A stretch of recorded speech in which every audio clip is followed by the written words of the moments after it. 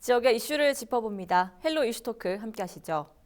올해 10대 뉴스 중 가장 자주 등장한 키워드는 코로나였습니다. 대구 경북은 지난 2월 하루 1000여 명의 확진자가 발생하는 초유의 사태를 겪었고 병실 대란이나 등록금 반환 논란까지 적지 않은 진통을 먼저 경험했는데요. 여러모로 코로나가 다한 2020년 이슈들을 총정리해보는 시간 가져볼까 합니다. 기화서 경한대학원대학교 커뮤니티 정책학과 교수 그리고 엄재진 매일신문 경북본사 취재부장과 함께하겠습니다. 두 분 어서 오세요. 안녕하십니까? 네, 안녕하십니까? 네, 안녕하십니까? 네, 먼저 코로나로 시작해서 코로나로 끝난 한 해였습니다. 아무래도 대구 경북은 1차 대유행을 겪으면서 특별 재난지역으로 선포되기도 했잖아요. 예, 그렇습니다. 올 한 해 정말 말씀해 주신 대로 정말 코로나가 다 했다 이렇게 이제 표현할 수 있겠습니다. 특히 이제 대구 경북 같은 경우는 이제 국내에 코로나가 확진이 이제 발생되고 얼마 지나지 않았죠. 한 2월 18일경에 첫 확진자가 생겼는데 신천지 교회에 이제 다녔던 31번 확진자인데 이 확진자가 생기면서 정말 한 달 새에 폭발적으로 늘어나는 그러한 어떤 그 사태를 맞기도 했어요. 사실 네. 그 당시만 해도 이 코로나 확진에 대한 어떤 방역 수칙이라든지 여러 가지 이제 이 대응 체계가 갖춰지지 않은 상태에서 무방비로 사실 대구 경북이 코로나에 노출되었다. 그래서 대구 경북 시도민들이 굉장히 고통을 받는 시간을 가졌다라고 이제 말씀드릴 수 있습니다. 앞서 말씀드렸듯이 이제 그 신천지 신도였던 31번 확진자께서는 사실 이제 확진된 이후에도 1000여 명이 참석한 어떤 예배에 두 차례나 이제 참석을 했거든요. 네. 그러다 보니까 그 당시 방역 체계라든지 감염자 추적이라든지 이런 시스템이 제대로 안 되다 보니까 불과 확진된 3일 만에 확진자가 세 자릿수로 늘게 되고 또 한 달 새에 7천여 명이 넘는 7,600명 정도가 확진자가 발생하는 어떤 그런 일이 있었어요. 그 당시만 해도 굉장히 폭발적으로 늘어나면서 또 사망자도 100여 명에 이르고 이런 어떤 일이 있었거든요. 네. 특히 여러 가지 이제 또 이제 그 신천지 신도가 또 다녀간 청도의 대남병원 같은 경우는 여기서도 또 심각한 어떤 그런 대규모 집단 그 감염이 있었잖아요. 또 사망자도 생기고 이러다 보니까 우리나라에서 처음으로 집단 시설 격리 조치하는 코호트 격리라고 하죠. 네. 그런 어떤 코호트 격리 조치를 당하는 그런 어떤 사례도 있었고, 대구 같은 경우는 사실 대구 지역이 가지고 있는 어떤 의료라든지 병원 이런 병상이 다 이 환자를 감당할 수가 없어서 경기도라든지 광주라든지 인근 지역으로 환자를 이송하기도 하고 또 전국에서 또 의료진, 간호사 이런 의료 봉사 인력들이 대구로 몰려오고 또 중앙재난대책본부라든지 중대본이 대구에 설치하고 총리가 대구와 머물기도 하고 굉장히 우리나라의 그 코로나 초기 대응에 있어 가지고 대구가 핵심이었습니다. 이런 여러 가지 상황으로 인해 가지고 직접적인 경제적인 피해도 있었고 또 하나는 대구 경북 시도민에 대한 어떤 그러한 어떤 혐오 내지는 타 지역에서 이제 배척하는 폐쇄 이런 부분에 대해서 고통을 또 굉장히 받기도 하고 여러 가지 어려움이 있었던 그런 한 해다 이렇게 네. 말씀드릴 수 있습니다. 네, 이처럼 갑작스럽게 급속도로 확진자가 증가하다 보니까 초기 확산 당시에는 마스크 물량 확보도 좀 어려웠고 또 생활치료센터 마련도 안 돼서 혼란스러웠는데 이 대구 경북의 극복 과정도 좀 궁금하거든요. 네, 되짚어 보면 참 아찔했었죠. 예, 저는 한 4가지 정도를 극복 과정으로 얘기하고 싶은데 첫째는 얘기하셨던 마스크. 순간적으로 마스크 수요가 폭발적으로 늘어나니까 약국에 가서 마스크를 못 사고 네. 줄을 서서 기다리다 거기서 또 감염돼서 중병 경우도 있었고 그렇죠. 그랬다가 이제 정부가 공적 마스크라고 해서 태어난 생년을 네. 기준으로 해서 이제 오부제 네. 기억나죠? 이제 돌이켜 보면 네. 그다음 두 번째는 이제 생활 경증 환자들을 대상으로 해서 생활치료센터가 운영되는 이 또한 전국 최초입니다. 네. 제가 지금 얘기 드린 4가지 정도 사례가 전국 최초입니다. 어쨌든 생활치료센터는 이제 상황이 이렇다 보니까 갑자기 이제 입원할 수 있는 병성이 없으니까 그래서 대학의 경우 예를 들어서 경북대학의 경우는 이제 기숙사를 생활치료센터로 이제 내놨고 네. 또 다른 이제 또 삼성이라든지 현대차라든지 기업들이 이제 연수원 같은 건물을 통째로 내놓게 되고 또 하나는 이제 그 지역 거점 전담 병원이 만들어졌죠. 이제 네. 예를 들어서 이제 계명대 대구 동산병원에 병원을 통째로 내놓는 이런 사례. 그다음 또 하나가 이제 또 빠질 수 없는 것이 네. 드라이브 스루. 네. 이 검사를 그야말로 차로 이동하면서 검사하게 하는 네. 이런 네 가지가 극복 과정의 저는 대표적인 사례다. 이것이 또 이제 전국적인 모델이 되어서 지금 이러한 상황이 되니까 대구의 모델을 어떻게든 좀 이 벤치마킹 하려고 하는 뭐 중앙정부 차원에서도 이런 것이 지금 이루어져 온 한 해였다라고 생각을 합니다. 네, 여기에 대해서 이 처음 겪는 사태에 대구 소방에 대한 평가가 재조명받고 있거든요. 이 지구 8바퀴를 돌았다, 확진자를 이송했다 이런 얘기가 있는데 어떻습니까? 그렇습니다. 엄청난 어떤 그 거리를 이제 대구 소방에서 이제 움직였다라고 이제 보는데 그만큼 대구에 코로나 사태가 엄중했다 이렇게 말씀드릴 수 있거든요. 대구시가 이제 최근에 이제 올해를 마무리하면서 원래 대구시정에서 베스트 10을 이제 뭐 시민들에게 길거리에서 온라인 투표도 하고 이제 그 전문가 들고 해서 이제 베스트 10을 선정했는데 여기에 이제 1위에 대구 소방이 이제 뽑혔어요. 네. 말씀해 주신 것처럼 이제 지구 8바퀴를 이제 돌 정도로 먼 거리를 이제 확진자 6,600여 명을 이송하는데 이제 달렸다 이렇게 평가를 하거든요. 네. 코로나19 확진자가 아까 앞서 말씀드린 2월 18일에 이제 첫 확진자가 생기고 그다음에 한 4월 2일까지요. 한 2일까지 한 40여일 동안 대구 소방안전본부 소속의 이제 대원 이제 11,657명이죠. 이분들이 환자 6,632명을 이제 이송을 했어요. 네. 이송 거리가 말씀드렸듯이 지구 8바퀴만 먹는 31만 9,914km다. 네. 엄청난 거리를 달렸다. 선정위 같은 경우는 체계적인 자원 운영과 효율적인 환자 이송 체계 구축 등으로 코로나19 전파 차단에 기여한 소방대원들의 헌신적인 노고에 많은 시민이 공감했다. 이렇게 평가를 했습니다. 그 뒤를 이어가지고 앞서가지고 기교수께서 언급하셨듯이 대구에서 최초로 시행했던 생활치료센터가 네. 이제 2위에 선정됐어요. 많은 병상들이 부족하고 그 환자들이 일반 환자들과 위협받는 상황에서 대구시가 경증 환자들을 별도로 치료하는 어떤 그런 생활치료 시설 센터를 운영한 게 이제 뒤를 이었고 이 외에 뭐 대구 행복페이 3천억을 조기에 소진한다든지 여러 가지 뭐 빅데이터를 접목한 뭐 코로나 대응을 했다든지 긴급 돌봄 서비스 지원단을 운영했다든지 대구형 희망 일자리를 만들었던 이런 부분들이 이제 베스트 10에 포함되어 있습니다. 예. 네, 대구시정 베스트 1위에 또 대구 소방이 차지하게 된 것은 정말 다시 한번 의료제에 대한 감사를 표해야겠습니다. 이렇게 감염병 확산이 계속되면서 사회 분위기 자체가 많이 바뀌었는데요. 특히 이 사회적 거리두기 영향이 제일 크지 않았겠습니까? 그렇죠. 그 사회적 거리두기로 인해서 나름 이 진정시킨 효과는 분명히 있었고 그런 가운데 가장 가슴 아픈 부분이 이제 중소기업 그리고 특히나 자영업 하시는 분들의 그 네. 매출 감소. 그야말로 뭐 생존의 사투를 지금도 벌이고 있습니다. 수치적으로 봐도 실질적으로 그 GRDP 각 지역의 지역 그 총생산을 GRDP라고 표현하는데 뭐 5% 이상은 뭐 100% 감소를 했다. 그리고 또 이제 1천만 원 이상의 이 체납을 하는 사람 전체 숫자 중 80%가 바로 이런 자영업에 해당되는 분들. 너무 마음이 아프죠. 그리고 저도 뭐 개인적으로 이제 지역민의 한 사람으로 또 이제 소비자의 한 사람으로서 우리 지역을 다녀보면 지난 2, 3월부터 해서 뭐 식당이 됐든 뭐 커피숍이 됐든 뭐 실내 주점이 됐든 정말 뭐 너무너무 첫째 사람이 없습니다. 네. 그리고 저도 뭐 단골로 다녔던 곳에 그 자영업 하시는 분을 보면 마음이 너무 아픕니다. 어쨌든 올 한 해를 정리하는 시점에서 힘내시길 바라고요.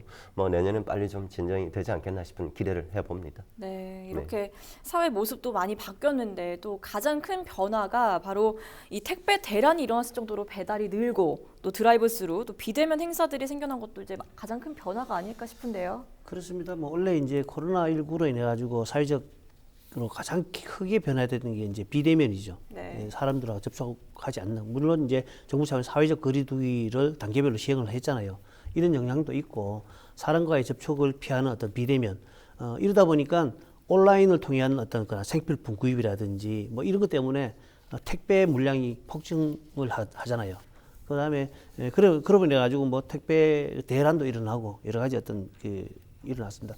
그리고 언급해 주셨듯이 또 대구 뭐 K 방역이 대표되는 D 방역이죠. 대구 방역에서 또 모범적인 부분들이 이제 드라이브 스루잖아요.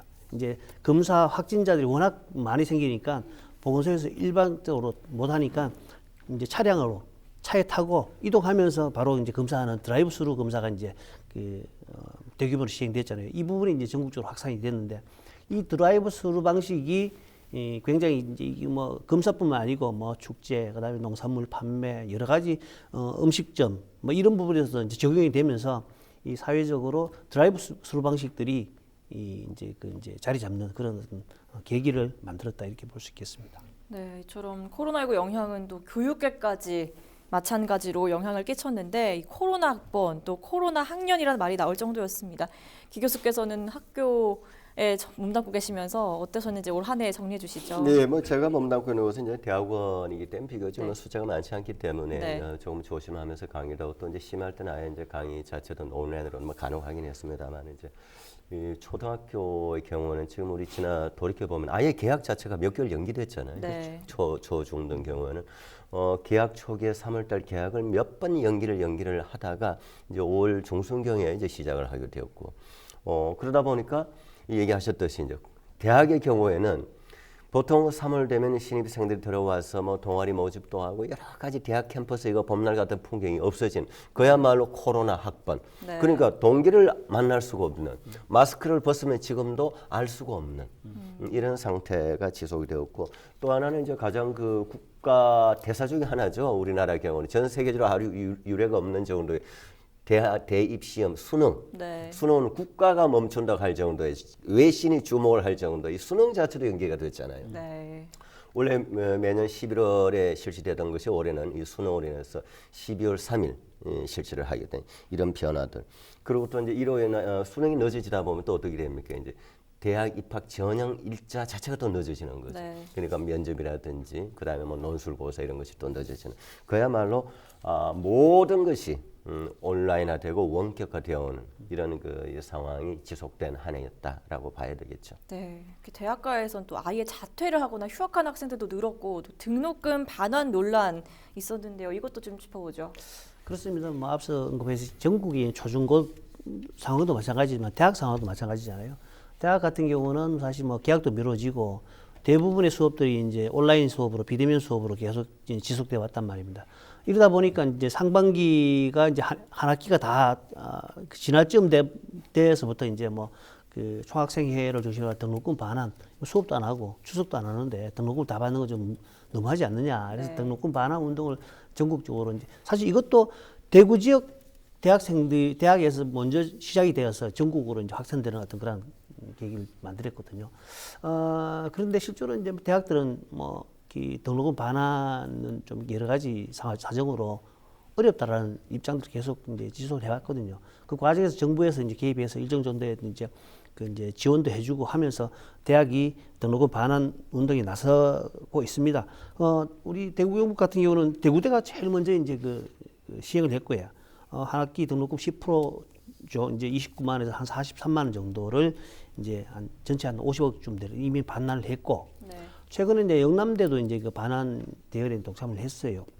영남대 같은 경우는 1학기 등록금의 10%를 이제 돌려주기로 하고 이 돌려주는 방식은 2학기 등록금에 이제 이제 그 감면을 하고 이제 하는 걸로 그렇게 했습니다. 그래서 뭐 졸업 예정자 같은 경우는 뭐 통장으로 꼽는다든지 이래서 등록금을 위해서 여러 가지 사업 부분을 좀 예산 축소를 하고 뭐 그다음에 적립금을 인출하고 이래서 재원을 마련해서 이제 그 한 45억 원 정도 마련해 가지고 이제 등록금 반환을 하고 또 계명대 같은 경우도 역시나 이제 특별 장학금으로 2학기 이 등록 대상자에게 1인당 20만 원씩 이제 지급을 하는 걸로 결정을 하고 이것도 역시 2학기 등록금에 선 감면하고 하는 걸로 이제 했습니다. 네. 또 그동안 경북대 같은 경우 국립대이기 때문에 뭐 자체적으로 뭐 사립대와는 다르게 이제 이 부분에 대해서 굉장히 미온적이었는데 최근에 이제 그 경북대도 등록금의 10%를 특별 장학금 형태로 이제 지원하겠다 이렇게 밝히고 있는 상황입니다. 네, 전반적으로 살펴보면 뭐 교육계, 지역 경제 다 힘들었지만